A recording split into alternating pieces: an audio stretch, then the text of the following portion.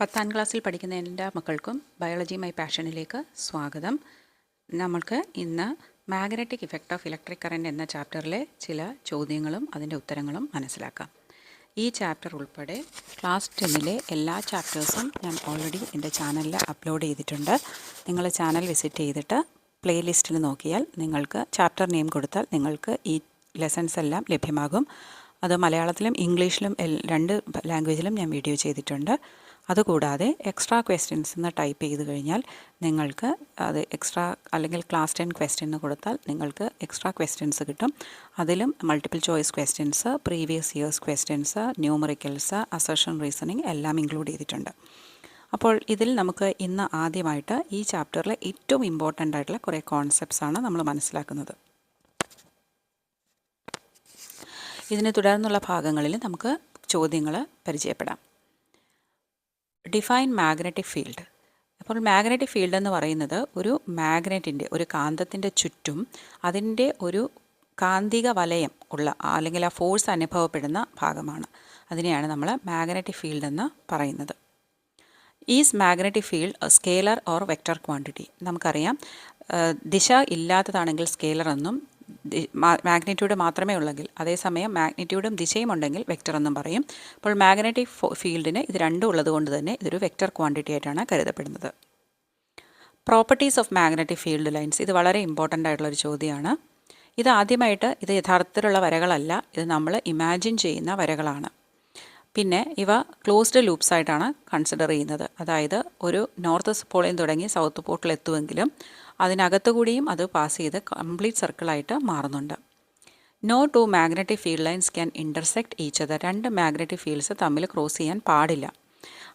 മറ്റൊരു ചോദ്യമായിട്ട് ചോദിക്കാം, എന്തുകൊണ്ട് പാടില്ല? കാരണം നമ്മളിങ്ങനെ കോമ്പസിൻ്റെ നോർത്ത് ഡയറക്ഷൻ പോയിൻ്റ് ചെയ്താണ് ഇത് വരച്ചു പോകുന്നത്. അപ്പോൾ ഒരു പോയിന്റിൽ അത് ഇൻ്റർസെക്റ്റ് ചെയ്താൽ അതിനർത്ഥം ആ ഒരു പോയിന്റിൽ രണ്ട് നോർത്ത് പോൾ കാണിക്കുന്നു എന്നല്ലേ? അതൊരിക്കലും സാധ്യമല്ല. അതുകൊണ്ടാണ് ഇത് സാധിക്കാത്തത്. Okay. Tangent drone at any point on the magnetic field curve gives the direction of the magnetic field. അപ്പോൾ മാഗ്നറ്റിക് ഫീൽഡിൻ്റെ ഡയറക്ഷൻ അങ്ങനെ നമുക്ക് മനസ്സിലാക്കാം. പിന്നെ ഒരു മാഗ്നറ്റിക് ഫീൽഡിൻ്റെ സ്ട്രെങ്ത് കൂടിയ ഭാഗത്ത് ഈ ഫീൽഡ് ലൈൻസ് ക്ലോസ് ആയിരിക്കും. അത് ദൂരോട്ട് പോകുന്തോറും അത് അകന്നു വരികയും ചെയ്യും. പ്രധാനമായിട്ടും നമ്മൾ പോളിൽ നോക്കിക്കഴിഞ്ഞാൽ നമുക്ക് മനസ്സിലാകും അവ ക്രൗഡഡ് ആയിട്ടാണ് കാണുന്നത്.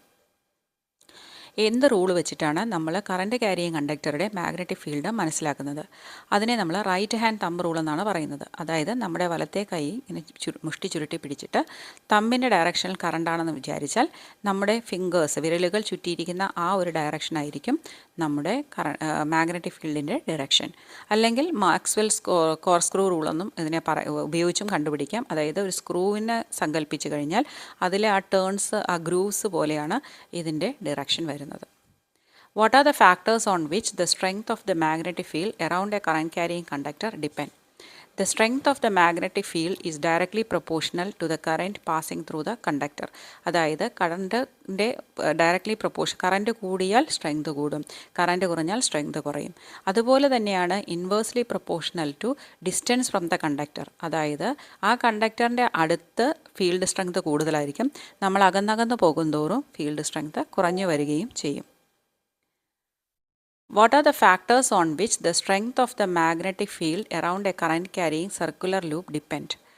ഈ ഒരു സർക്കുലർ ലൂപ്പാണ് നമ്മൾ ആദ്യം ഒരു സ്ട്രെയിറ്റ് കണ്ടക്ടർ പഠിച്ചതിന് ശേഷം നമ്മൾ പിന്നെ പഠിച്ചത് സർക്കുലർ ലൂപ്പാണ്. അവിടെയും directly proportional to amount of current കൂടുന്തോറും മാഗ്നറ്റിക് ഫീൽഡ് സ്ട്രെങ്തും കൂടും. പിന്നെ number of turns directly proportional ആയിരിക്കും സർക്കുലർ ലൂപ്പിൽ.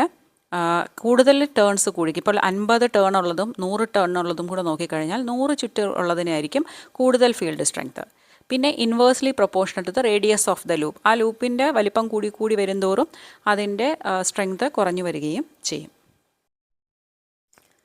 What is A solenoid? ഒരു സോളിനോയിഡ് എന്ന് പറഞ്ഞാൽ ഒരു ഇൻസുലേറ്റഡ് കോപ്പർ വയറ് ചുറ്റി ഒരു സിലിണ്ടറിക്കൽ ട്യൂബ് പോലെ ആക്കിയ ഒരു കോയിലാണ്. അതിൻ്റെ ഡയമീറ്റർ അതിൻ്റെ ലെങ്തിനേക്കാൾ കുറവായിരിക്കും.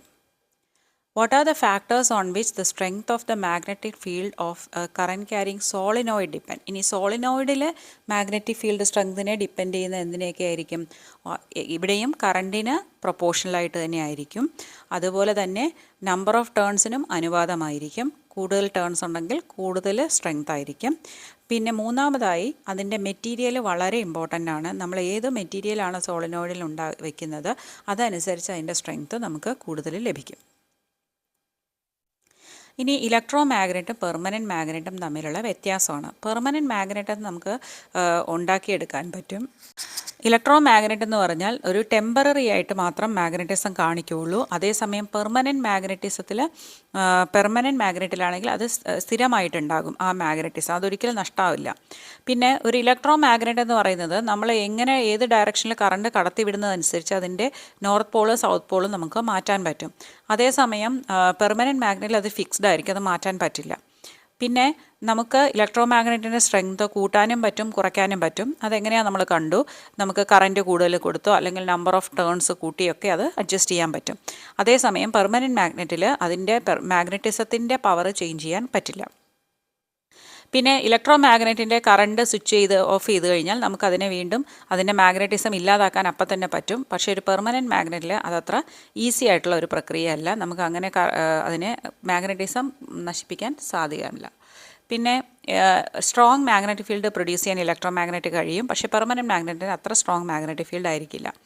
പിന്നെ ഒരു സോളിനോയിഡ് വിത്ത് സോഫ്റ്റ് അയൺ കോറാണ് ഇലക്ട്രോ മാഗ്നറ്റ് എന്ന് പറയുന്നത്.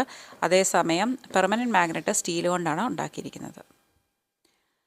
ഇനി നമുക്കറിയാം ഒരു കറണ്ട് ക്യാരിയിങ് കണ്ടക്ടറിൻ്റെ നമ്മൾ ഒരു മാഗ്നറ്റിക് ഫീൽഡിൽ വെച്ചിരുന്നാൽ അത് ഒരു ഫോഴ്സ് എക്സ്പീരിയൻസ് ചെയ്യും. അപ്പോൾ ആ ഫോഴ്സിൻ്റെ സ്ട്രെങ്ത് എന്തിനെ ഡിപ്പെൻഡ് ചെയ്യുന്നു വെച്ചാൽ strength of the magnetic field. കൂടുതൽ സ്ട്രോങ് ആയിട്ടുള്ള ഒരു മാഗ്നറ്റിക് ഫീൽഡ് ആണെങ്കിൽ വളരെ സ്ട്രോങ് ആയിട്ടുള്ള ഫോഴ്സ് എക്സ്പീരിയൻസ് ചെയ്യും. പിന്നെ കറണ്ട് കൂടുതലാണെങ്കിലും സ്വാഭാവികമായിട്ടും നമുക്കറിയാം സ്ട്രെങ്തും കൂടും, ഒപ്പം തന്നെ ഫോഴ്സും കൂടും. പിന്നെ directly depend on the length of the conductor. ആ കണ്ടക്ടറുടെ നീളത്തിലും അത് ആനുപാതികമായിട്ട് വർദ്ധിക്കും. പിന്നെ ഫ്രീക്വൻസീസ് ഓഫ് എ സിയും ഡി സിയും ആണ് ചോദിച്ചിരിക്കുന്നത്. ഡി സി എന്ന് പറഞ്ഞാൽ ഡയറക്റ്റ് കറണ്ട്, കാരണം അതിൻ്റെ ഡയറക്ഷൻ ചേഞ്ച് ചെയ്യാതെ ഒരേ ദിശയിൽ ഇങ്ങനെ ഒഴുകിക്കൊണ്ടിരിക്കും. എ സി ഓൾട്ടർനേറ്റിംഗ് കറണ്ടാണ്, അത് ദിശ ചേഞ്ച് ചെയ്തുകൊണ്ടിരിക്കും. അപ്പോൾ ഇവിടെ frequency of D C study ആണെങ്കിൽ അത് 0 ആയിരിക്കും. അതേസമയം എ സിയിലാണെങ്കിൽ ഇന്ത്യയിലെ ഓരോ രാജ്യത്ത് ഓരോ ഫ്രീക്വൻസി ആയിരിക്കും. ഇന്ത്യയിൽ അത് 50 സൈക്കിൾസ് പെർ സെക്കൻഡ് ആണ്. അതാണ് നമ്മൾ 50 ഹെർട്സ് എന്ന് പറയും.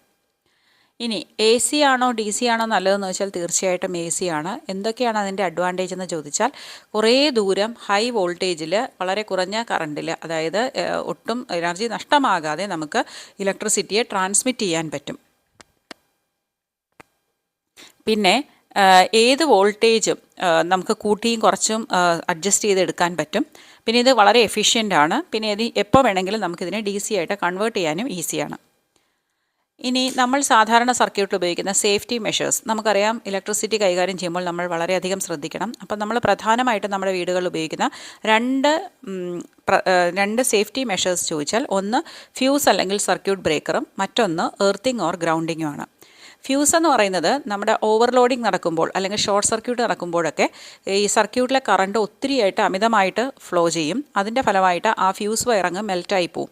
അങ്ങനെ അത് സർക്യൂട്ട് കട്ടാവുകയും അല്ലെങ്കിൽ സർക്യൂട്ട് ബ്രേക്കറാണ് ഉപയോഗിക്കുന്നതെങ്കിൽ അത് ട്രിപ്പ് ആവുകയും ചെയ്യുന്നു. ഇനി എർത്തിങ് ഓർ ഗ്രൗണ്ടിങ് എന്ന് പറയുന്നത് മെറ്റാലിക് പാർട്ടൊക്കെ ഉള്ള ചില അപ്ലയൻസസിൽ നമുക്ക് ഇലക്ട്രിക് ഷോക്ക് ഏൽക്കാതിരിക്കാൻ വേണ്ടിയിട്ട് കറണ്ട് ഇങ്ങനെ ഫ്ലോ ചെയ്യുകയാണെങ്കിൽ അത് ഈ റെസിസ്റ്റൻറ്റ് വയറിൽ കൂടെ, അതായത് എർത്ത് വയറിൽ കൂടി താഴേക്ക് ഒഴുകിപ്പോയി ഭൂമിയിലേക്ക് പോവുകയാണ് ചെയ്യുന്നത്. അതിനടിയിൽ ഒരു മെറ്റൽ പ്ലേറ്റ് നമ്മൾ സ്ഥാപിച്ചിട്ടുണ്ട്. അപ്പോൾ അതുകൊണ്ട് തന്നെ നമുക്ക് ഇലക്ട്രിക് ഷോക്ക് ഏൽക്കാനുള്ള ചാൻസ് വളരെ വളരെ കുറവാണ്. ഇതിനെക്കുറിച്ചൊക്കെയുള്ള ഡീറ്റെയിൽഡ് വീഡിയോ ഞാൻ ഇതിനു മുമ്പ് ചെയ്തിട്ടുണ്ട്. നിങ്ങൾ magnetic effect of electric current Malayalam നോക്കിയാൽ നിങ്ങൾക്ക് അത് ലഭ്യമാകും. അപ്പോൾ നന്നായിട്ട് കോൺസെപ്റ്റ്സ് മനസ്സിലാക്കിയാൽ മാത്രമേ ഈ ചാപ്റ്റർ നിങ്ങൾക്ക് ഈസി ആയിട്ട് ഹാൻഡിൽ ചെയ്യാൻ കഴിയുള്ളൂ. അപ്പോൾ ഈ ചോദ്യങ്ങളെല്ലാം നിങ്ങൾക്ക് ഇഷ്ടപ്പെട്ടെങ്കിൽ അല്ലെങ്കിൽ ഉപയോഗപ്രദമായി തോന്നുന്നു എങ്കിൽ, ഇതുപോലുള്ള ചോദ്യങ്ങൾ ഇനിയും പ്രതീക്ഷിക്കുന്നെങ്കിൽ തീർച്ചയായിട്ടും ലൈക്ക് ചെയ്യണം, ഷെയർ ചെയ്യണം, സബ്സ്ക്രൈബ് ചെയ്യണം. Biology my passion.